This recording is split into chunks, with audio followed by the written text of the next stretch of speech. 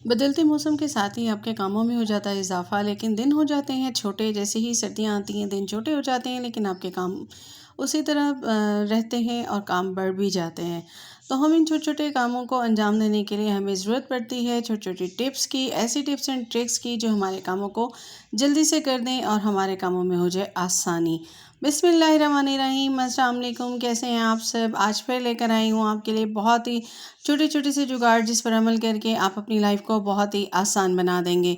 तो स्टार्ट करते हैं हम अपनी टिप नंबर 1 को। तो ये हमारी है पोटैटो से लेकर, हम अक्सर पोटैटो बॉयल करते हैं और हमें चाहिए होते हैं कभी साबित और कभी जो है हमें कबाब वगैरह बनाने के लिए ये जो है मैश चाहिए होते हैं। तो हम क्या करते हैं कि इनको बॉयल करने के बाद ठंडे पानी में डालते हैं, तो उससे इनमें पानी चला जाता है, जिससे हमारी जो है जो चीज़ें हम बनाना चाह रहे होते हैं सही से नहीं बनती। तो हमने ले लिया यहाँ पे आलू, और इस तरह के हमारे पास होते हैं पकोड़े समोसे निकालने वाले ये जो है चम्मच, इस तरह के स्ट्रेनर। तो हमने इसको क्या करना है कि इसके अंदर रख दिया और उसके बाद हमने इसको प्रेस कर दिया स्पून के साथ, और आप देखेंगे कि छिलके इजीली इसके हट जाएंगे और ये आपके आलू वैसे के वैसे आपके इस्तेमाल के काबिल हो जाएंगे। आते हैं सेकंड टिप की तरफ। तो इस तरह से हमने ले लिया है पोटैटो को, और हम क्या करेंगे कि इसी के ऊपर रख के हमने एक कांटे से इसको जो है वो ग्रिप कर लेना है, और दूसरा हमारे ये चिमटे होते हैं, तो इनसे हमने इसको छिलके को जैसे ही आसानी से आप ये देखें ये आप उतारते जाएंगे, बहुत इजीली उतर जाएंगे। अब आप इनको ठंडे पानी में आपको डालने की ज़रूरत नहीं है, ना ही इनमें पानी जाएगा। और इसके बाद अगर आपको ये साबित चाहिए तो आप ये इस तरीके से करेंगे, मैश चाहिए तो आपको पहले वाले तरीके से इजीली कर लेंगे और आपके काम हो जाएंगे आसान। और इस तरीके से आपके आलू बहुत 2 मिनट के अंदर अंदर जितने भी ढेर सारे होंगे सारे के सारे जो है वो हो जाएंगे रेडी, और उनके छिलके जाएंगे उतर। तो कैसी लगी मेरी आज की ये दोनों टिप्स? बिल्कुल ये छोटे से ऑर्गेनाइज़र आपके घर में मौजूद होते हैं, और इनकी मौजूदगी से आप जो है बहुत आसानी के साथ अपने काम को बना सकते हैं आसान। तो आते हैं अपनी टिप नंबर 3 की तरफ। अक्सर यही होता है कि हम जब केक वगैरह बनाते हैं, तो केक हम जब डेकोरेट करते हैं उसके लिए हमें जो है उसकी टॉपिंग करने के लिए या उसको प्लास्टर करने के लिए हमें ज़रूरत पड़ती है टर्न टेबल की। जी बिल्कुल, टर्न टेबल जो कि अक्सर शहरों में नहीं भी मिलती हैं और हमें ऑनलाइन मंगानी पड़ती हैं, और बाज़-ओ-क़ात ये होता है कि हमारे पास जो है वो टर्न टेबल जो है वो काफ़ी महंगी भी आती हैं। तो यहाँ पे मैं बिल्कुल जुगाड़ लेकर आई हूँ। अक्सर आप जब केक वगैरह लेते हैं तो इस तरह की प्लेट्स होती हैं, या फिर आपकी कोई पुरानी प्लेट्स हों, और बच्चों के ये होते हैं स्पिनर। ये स्पिनर जो है वो आपको इजीली मिल जाएंगे, और वैसे भी ये 70-80 रुपए का मिल जाता है, लेकिन बच्चे ये काफ़ी सारी चीज़ें ऐसी गेम्स लेकर आते हैं जिनमें स्पिनर ये मौजूद होते हैं। हमने ले लिया है ये स्पिनर, और इसके ऊपर हमने लगा दिया है प्लास्टिक का ये ढक्कन।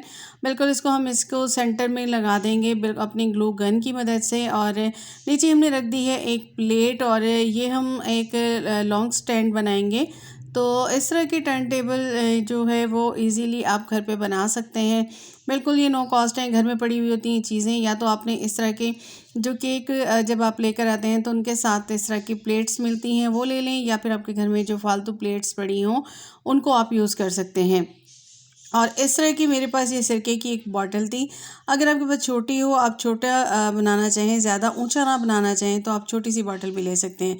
इसको भी मैं कर लूँगी ग्लू गन से, लगा लूँगी इसके ऊपर, इसके नीचे पार्ट पे, और इसको मैं लगा दूँगी इस ढक्कन पे। ठीक है जी, इसको मैं इस ढक्कन पे लगा दूँगी, और इस तरीके से ये मेरी जी हो गई है स्टैंड।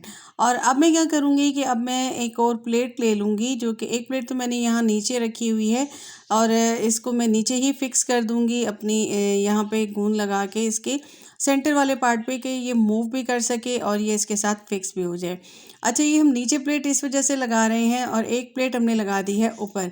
नीचे हम इसलिए लगा रहे हैं कि जब हम केक वगैरह रखते हैं तो थोड़ा सा हैवी हो जाता है, उसको घुमाने के लिए हमें जो है वो नीचे केक प्लेट की ज़रूरत रहती है।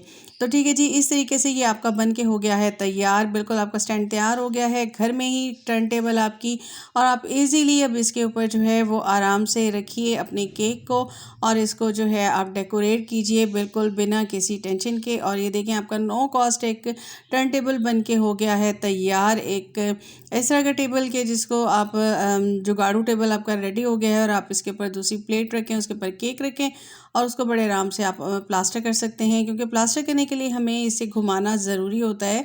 और हमें अगर अच्छा केक चाहिए बेकरी जैसा, तो हम इसके लिए जो है हमें टर्न टेबल की ज़रूरत पड़ती है। तो कैसी लगी मेरी आज का ऑर्गेनाइज़र मुझे ज़रूर बताइएगा कमेंट करके। आ जाते हैं जी अपनी नेक्स्ट ऑर्गेनाइज़र की तरफ। ये भी हम बनाएंगे टर्न टेबल। इसी तरीके से हमने एक और स्पिनर ले लिया और उसके सेंटर में हमने इसी तरह से लगा दिया है ढक्कन, और उसके ऊपर अब हम लगा देंगे ग्लू, और ग्लू लगाते ही हमने इसके ऊपर रख देनी है एक और प्लेट। ठीक है जी, हमने एक प्लेट रख देनी है इस तरीके से बिल्कुल सेंटर में। अच्छा, ये एक दो तरह की टर्न टेबल होती हैं, एक ज़रा ऊंची होती है और ये शेफ़ टर्न टेबल होती है जो कि थोड़ी सी इस तरह से नीची होती है। तो हम ये इस तरह की बना रहे हैं। ठीक है जी, ये हमने रख दिया। अब दूसरी प्लेट ले ली और उसके चारों तरफ हमने लगा देनी है ग्लू, और ग्लू लगाने के बाद हमने इसको इसके ऊपर लगा देना है। अच्छा, आप हैरान हो रहे होंगे कि आज मैं ये बिल्कुल ही डिफरेंट सा ऑर्गेनाइज़र लेकर आई हूँ। तो बिल्कुल मैं अक्सर केक बनाती रहती हूँ, और वैसे भी अक्टूबर, नवंबर, जनवरी और मार्च और इस तरह के होते हैं कि जिसमें बर्थडेज़ आती हैं बच्चों की भी और हमारी अपनी भी, तो हम केक वगैरह घर पे मैं बनाती हूँ। तो फिर मुझे ये ज़रूरत पड़ती है, और काफ़ी सारे लोगों की रिक्वेस्ट थी कि जो केक बनाते हैं कि हमें इस तरह से बनाना बताएं कि हम जो है वो टर्न टेबल कैसे बना सकें। तो ये देखिए जी, ये बिल्कुल कितने आराम से घूम रही है और बहुत इजीली ये बन चुकी है। और अब आप इसके ऊपर रखेंगे अपना केक, और क्योंकि मैं केक भी बना रही थी तो मैंने सोचा कि मैं आपको थोड़ा सा बता दूं कि किस तरीके से इसके ऊपर ये देखें इस तरह से आप घुमाते जाएंगे और इसको प्लास्टर कर लेंगे बिल्कुल जस्ट लाइक अ शेफ़, और आप केक इजीली आपका घर पे हो जाएगा तैयार। तो कैसी लगी आपको मेरी ये टेबल मुझे ज़रूर बताइएगा। आते हैं हम अपने नेक्स्ट टिप की तरफ। अक्सर ये होता है कि हमारे घरों में चूहे वगैरह आ जाते हैं, मौसम बदल रहा है और चूहों की तादाद भी जो है वो ज़्यादा होना शुरू हो जाती है, और कहीं कहीं इलाकों में ज़्यादा होती है तो उसकी वजह से होती है। तो अब हमने क्या करना है, ये हमने ले ली थी जी एक छोटी सी, मैंने प्लास्टिक की बॉटल जब कट की थी तो उसके नीचे का पार्ट था, इसके अंदर मैंने डाल दिया है बिल्कुल 1 टेबलस्पून भर के।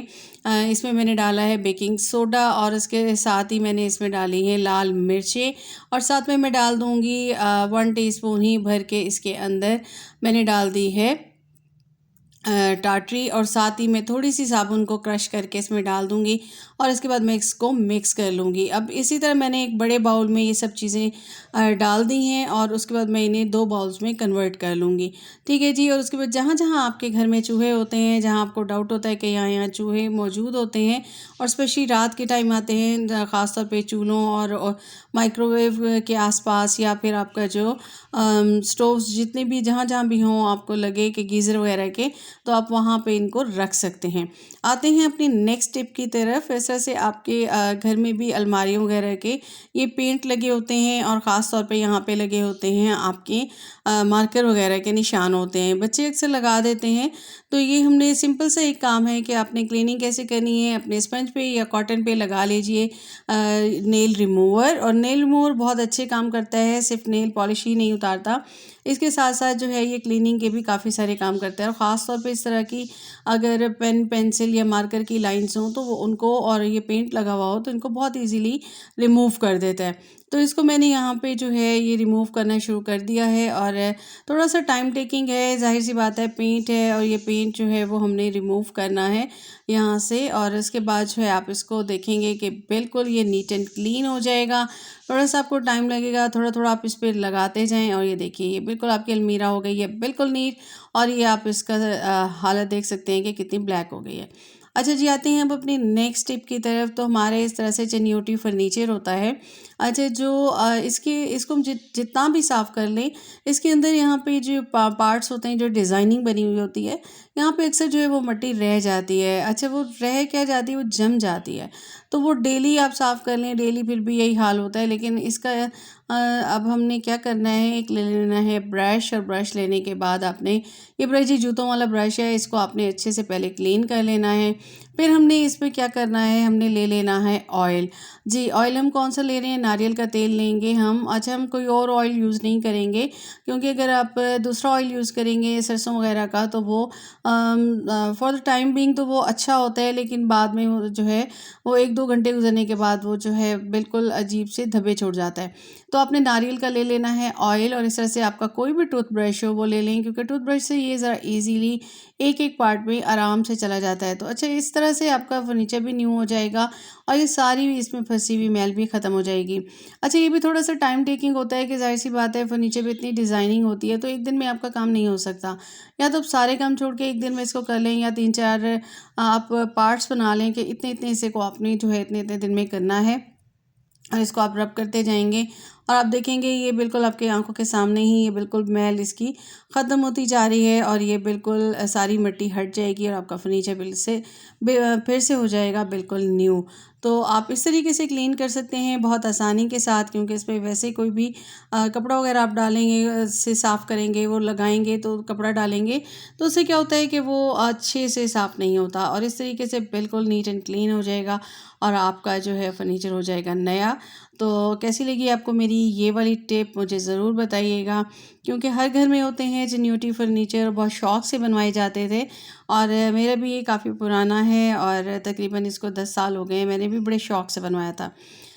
आते हैं जी अपनी नेक्स्ट टिप की तरफ। सर्दियाँ आ रही हैं और बंद शूज़ हमने पहनने हैं और अक्सर यही होता है कि जब हम खुस्से वगैरह लेकर आते हैं या बंद शूज़ लेकर आते हैं तो हमारे पाँव को काटने लगते हैं, जिससे हमारे पाँव ज़ख्मी हो जाते हैं। इसका बहुत आसान सा तरीका है कि आपके जूते पुराने हों या न्यू, वो अक्सर जो है ख़ास तौर पे खुद से ही काटना शुरू होते हैं। तो आपने इस तरह से एक ले लेनी है साबुन, बिल्कुल ड्राई साबुन ले लेनी है, उसको इस तरीके से अंदर बाहर चारों तरफ से मल देना है और उसके बाद इसे धूप में आप रख दीजिए 10-15 मिनट के लिए और फिर इसको यूज़ कीजिए और आप देखेंगे कि आपके जो है वो जूते आपको अब बिल्कुल ज़ख्म नहीं देंगे। इसी तरीके से आपने अपने दोनों शूज़ को कर लेना है और उसके बाद जो है आपने इसको इस तरह से पहन लेना है। ये चाहे बंद जूते हों किसी भी टाइप के, उनको भी आप इस तरीके से कर सकते हैं। तो कैसी लगी आज की मेरी ये वीडियो मुझे कमेंट करके ज़रूर बताइएगा। मेरे चैनल को सब्सक्राइब कर दीजिएगा। अपना रखिएगा ख्याल। अल्लाह हाफ़िज़।